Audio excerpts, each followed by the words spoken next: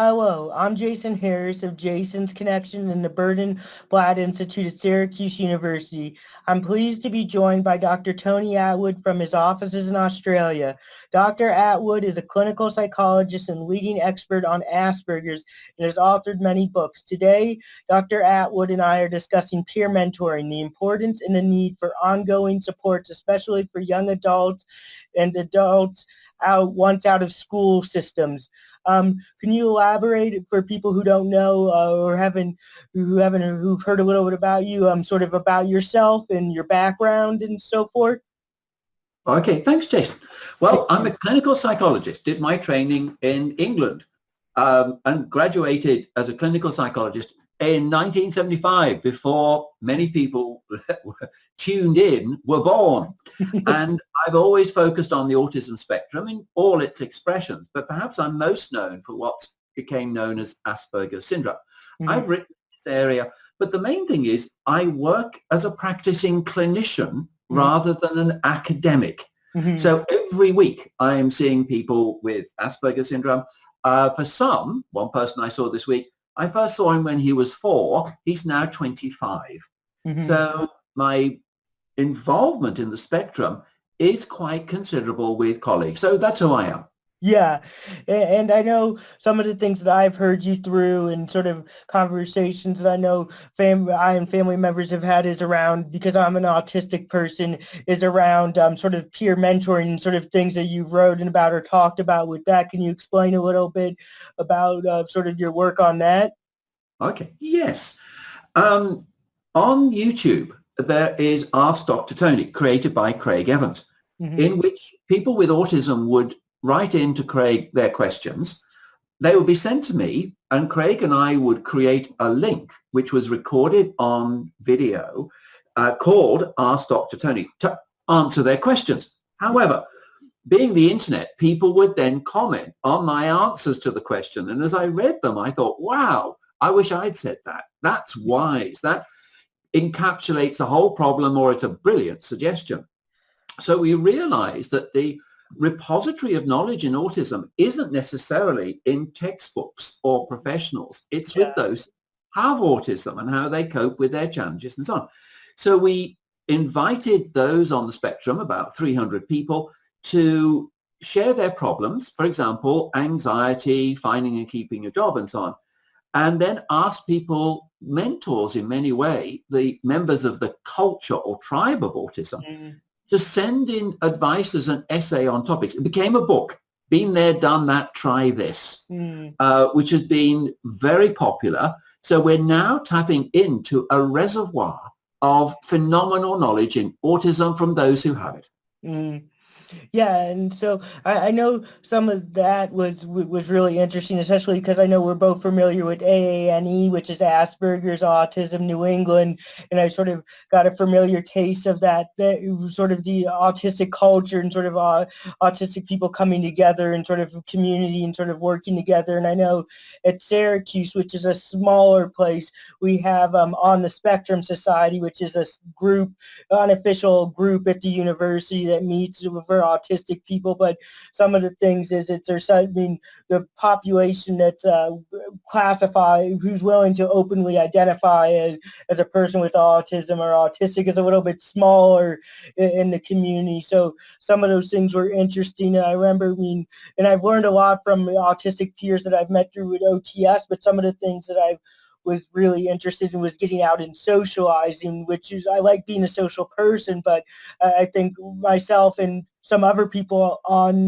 the autistic spectrum, and I think people in general have certain, not caveats, but certain ways we prefer to socialize more than others that give us more enjoyment rather than draining. And so it was really interesting to sort of take that. And I know some of the things that you recommended was having social work students or people who could go out to events with me. And it was really interesting. So when I started graduate school here at Syracuse University, and we hired some students, and it was an idea I've been thinking for a little bit of time about how to be able to get out socially. Yeah. So when we look at mentors, it can be mentors from a variety of different backgrounds. Yeah. find at university, it can be helpful to, if you're on a course, link in with someone with autism who's in the third or fourth year, who can give you a lot of advice. I think that would be useful. It can also be, for example, someone with autism having a psychology student as their mentor, and they both learn about that.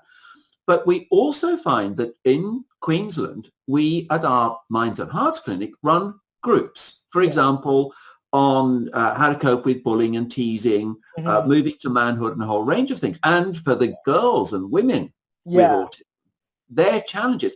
And we find some individuals become very talented in supporting the others in the group. They have autism themselves, but we now bring them back for future groups because they are able to explain things from personal experience, which has far more credibility than what I may say.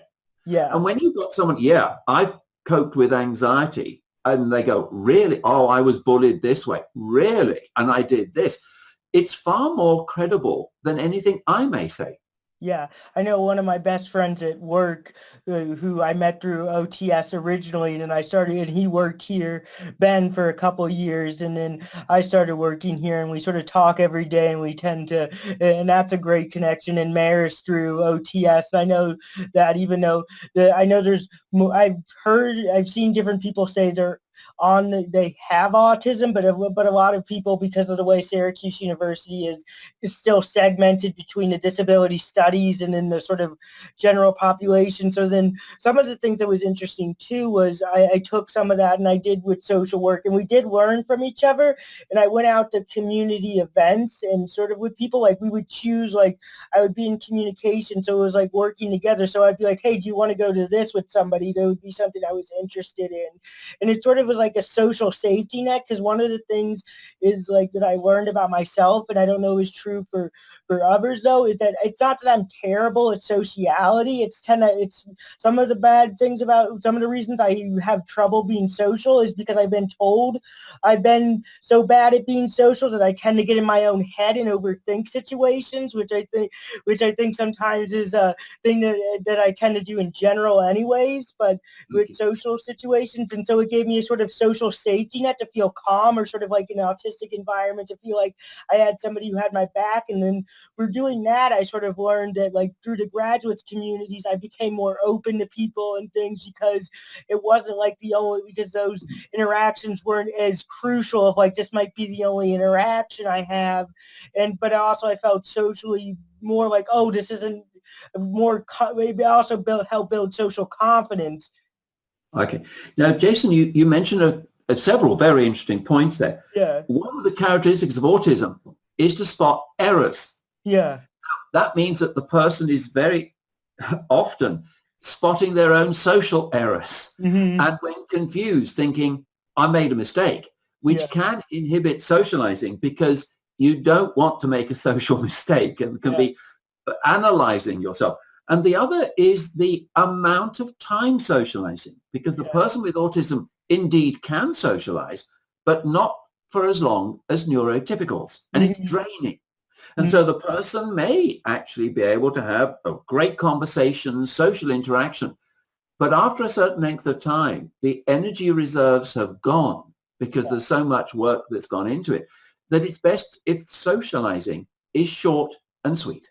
Oh, I totally agree, and I tend to be very meticulous, even when choosing, with maybe more particular about what events I chose. So I tended to stay away from bars or things with open conversations that were, when I went more to lectures or things that I was interested in, were interest-based, or other things that had more defined, because it made it easier because it made it so I was able to enjoy it more, but also know sort of the social rules that I was going to be going to, and it was really interesting, sort of even the process of choosing. Okay. Now, this is an opportunity to get back to the concept of a mentor, because if you have a mentor happens to be with you, they can reassure you and prepare you before the social event. Yeah. Also give you feedback as to how you're going, but also recognize it's time to go. Yeah. Okay, so you can have somebody who's your guide, but also guardian. Yeah. in those situations. Yeah. Yeah, no, it's actually, I agree. And that was sort of some of the things is that I tend to go, and that was sort of what sort of happened is they learned a lot from me, but also they would help me understand sort of and make sure that like the situation, I wouldn't catastrophize it in my head, like, oh, this could have gone better. I could have done this. They sort of put things in perspectives of like, you did well. Nobody would have noticed that. You Yeah. would have been fine. People really enjoyed you, or something that I wouldn't always recognize. Yeah. The one thing I found with autism is the person can be their own worst critic Yeah. and can be very judgmental about themselves, which Yeah. seems unfair. So you need someone who's objective in that situation. Yeah. Mm-hmm. Yeah, and then from there, so like one of the things I found from there is because we started doing that, but then I graduated, but I came back to Syracuse to work, but it sort of changed the social dynamics because the way that I was having community was changing because I wasn't in graduate school classes. So then I sort of changed the model again of how I was doing it to make sure that the events still were things I was interested in and things, Mm. but things where I would, because the old model, you would tend to go to an event and you would see the people at the event once and then you would probably never see them again. But knowing myself, the way I get familiar with people is I sort of meet people through osmosis of getting more comfortable around them over time. So now I've started to switch to do that like interest, like I'm doing an improv class where you see the people continuously in sort of more community-based continual events where people who you might see the same people again and again is sort of the new sort of way of doing. It's sort of another way of building in community. Okay. Now that means that if you know them, you can relax. And this is Yeah. how anxiety affects social performance. Mm-hmm. If you can relax, then you can be more natural and open Mm-hmm. and not cautious of making a mistake and so on. And Yeah. you've also got to assess, you've talked about social skills. It's also their personality, Mm-hmm. whether their personality matches your personality. Yeah. Eventually you'll find some people are people I don't want to be with because I just don't like their value systems or who they are. And Yeah. other people, you say, we have a similar mindset on this. Their personality matches mine. So Yeah. that's another dimension. Yeah, no, I think that's really interesting and it's been something to sort of learn. And I think it's cool because it helps with having the activities to do too, since with it, whether it's improv or it's whether like a community organizing thing. And it's cool. And, I mean, it's helped me feel more being able to be social in the way I want to be, but also have my downtime, which is important as well. Okay. Now, Jason, can I ask you a question? Mm-hmm. When you are meeting people, Mm-hmm.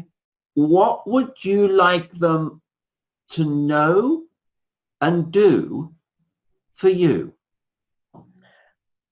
I really just like talking about interesting things or having sort of a sort of connection in a way that isn't sort of art like superficial not like it has to be the most complex, but I think I really get along with people who can understanding that the way that I'm not social, but my sociality is in my own way or a different way than what's sort of and understand that, it might be nice to make sure, that maybe it doesn't mean if I'm shy, it doesn't mean I don't want to be included. It might be that I'm nervous or anxious or, Yeah, I think, Jason, you made a good point. Just because I'm shy, it doesn't mean I don't want to be included. yeah, I think that's very wise yeah, because otherwise people could think you want to be excluded when in fact you don't. And in fact, you may not be contributing, but you're observing and listening,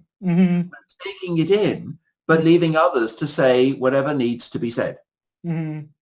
Yeah. Yeah, and I think, and it's just, yeah, I think it, like that's, yeah. And so, I mean, I hope that, that it's able to, people through this models or through thinking about these things or being able to talk about it, people realize, well, it's not the same, well, everybody's unique in things that they're open to understanding that other people may be going through similar or you different things and to be cognizant. So, because I think, it feels tough to be like want to be part of a group and not be able to for whatever reason. Okay. Now, on the topic of mentors, there's also an opportunity for a person with autism Yeah. to see someone and meet someone who has succeeded in particular ways. So, Yeah. for example, if you're going to university, to meet a student with autism who is just about to graduate. Yeah. And so it's useful to know that I can do that, Yeah. as other people have done that too. So it gives you confidence Oh, as yeah. well, I think. Or Yeah. somebody, I always wanted to be an engineer in microengineering, and then meeting someone with autism who is a microengineer and say, well, in that case, if they can, maybe I can. Yeah, I mean, I definitely like my professional mentor, who's also a friend, and sort of things out of the recommendation of having a professional mentor. She is Dr. Diane Weiner, who was head of the Disability Cultural Center, and somebody who identifies as neurodivergent, and a term slippery, which is that not. And that was really helpful too, to personally and professionally sort of understand the university and get to know how you interact with the university, and it was sort of about yourself. And I think that was really, and just to see that there's somebody who is doing sort of stuff around just, I mean, the sort of field I'm in, and who has a sort of similar positionality as I do. Okay, now, Jason, what are your own career plans? For me, you're a young man. Yeah. What are you going to do? I mean, I'm really into doing disability rights and disability justice, because one of it is I think it's important, but also I, contrary to belief, I think humans are fascinating, and how we do, and how humans as a species exist, and sort of like, so it's always interesting to understand why we do things the way we do it, and how it happens, and sort of those sort of things. And I think disability rights is a really interesting thing, because I think some of the ways that we, looking at how we identify with other groups that we consider outsiders, even though I don't think it's necessarily, is really interesting to understand the sort of human, but also build in as a person who has a disability themselves, also fight for social justice, but also understand sort of the socio-cultural dynamics. Okay, Jason, you've just mentioned something which I found is a major theme in autism, Yeah. social justice. Mm-hmm. And that drives a lot of those with autism because they've experienced and see Yeah. injustice. Oh, yeah. And so it becomes a driving force. For example, often many with autism have been bullied and teased. Mm-hmm. But when someone else is being bullied and teased, it's often the person with autism who steps in and tells them to stop it, Yeah. even if they're outnumbered Mm-hmm. in that setting. So I think that sense of social justice is a very powerful driving force in autism, and obviously in yourself. Good. Mm-hmm. Yeah. Yeah, no, I really enjoyed, and I think some of the reasons I wanted to talk about this and sort of talk about everything and do stuff around disability rights is because I think, like other autistic people I've heard, I want people to not have to go through some of the struggles I went through, or sort of the bullying, or sort of to have a more accepting society of Yeah. people. Okay. My own professional opinion is that I'm not concerned about autism. No. Yeah. If people No, with I'm autism, not either. It's no, the people I'm around. concerned about neurotypicals. Yes, I would agree with that. Yes, I completely, which is why, Neurotypicals can be cruel and mean in ways that no animal would ever be. And to yeah. call people animals is an insult to animals. Yeah, well, and that's why I think disability studying is so interesting, because disability studies isn't looking necessarily at the disability, it's looking at the society around a disability, and how that sort of is allowed to percolate and exist, and why, Yeah. and I completely agree with you. Okay. Now, there's an area that is of concern to me, Yeah, and that is the term autism has been picked up by teenagers and kids. yeah, And what we found in Australia, and it may be in the United States, is yeah, that when any child makes a social error, they now say, huh, what's the matter with you? Are you autistic or yeah, something? And mm-hmm, so the term autism and autistic is now used as a derogatory term. And I yeah, absolutely hate that. yeah, It is most inaccurate and cruel and wrong. And that's what people can be like. yeah, Anyone different. they will marginalize, and the term used to describe them, which began as neutral, is now derogatory. And Yeah. that will affect the self-esteem of that person. Yeah, and it's unfortunate repeating of history with this. So a lot of clinical words that have started off as a clinician diagnosis or sort of things then gets used, like the retarded and sort of was started off as a clinician sort of, and it's really, I mean, it's upsetting because the people who hold that positionality then are sort of already going, pushing the boulder up the hill to even just to have to go against a word that's already slanted, unfortunately. Yes, I think people corrupt what have been benevolent original terms, Yeah. but that's a reflection of society, of what it Oh, should do. That's totally. why I'm concerned that the term autism, I don't want it to be a derogatory term used by kids. They need to be educated. Oh yeah, yeah. Yeah. And I think, that even that I think, and even sometimes, like, I think in the media in the United States, that it's sort of perpetuated that autism means social trouble. And I think that's a bad misnomer, because I don't think I have social trouble. I think I have my own way of wanting to be social in a world that doesn't understand that I have my own way of wanting to be social and says I have to fit into a box of being social. Okay, this is related to the concept of diversity. Yeah. And society's accepting a greater diversity in sexuality, Hmm. but not necessarily in social. Hmm. Interesting Yeah. parallels there. Yeah. Yeah. Interesting. Yeah, And I think it's really interesting within the autistic community, because I think even sexually there's a diversity within the autistic community, because sexuality is a form of sociality. indeed it is. But of course, for many with autism, exploring aspects of sexuality in themselves in other people, it can be a time of great uncertainty and Oh, prejudice oh by yeah. other people. Hmm. And so the area of sexuality and autism is one that research is starting to explore. And the diversity there that ranges from those with autism who really don't want an intimate relationship with anyone. And Hmm. that needs to be accepted. And Yeah. just because Yeah. that person is not into romance and Yeah. doesn't like romantic movies or whatever, Mhm. that's who they are. Yes. Yeah. Yeah, no, I think it's amazing. I know for me, my own identity around that has been something that I've been trying to figure out without much sort of being there in that sort of way of understanding. And that, like, I wanted a relationship, but I never really wanted to be sexual in some ways. So it was sort of, Yeah. yeah, Yes. Yes. And that whole thing of relationships and also the concept of love yeah, and how to express it. And am I feeling it? And what is it? yeah, And there's so much thinking going on in that situation. yeah, This is where, if we go back to the original comment, of mhm, a mentor can be yeah. helpful.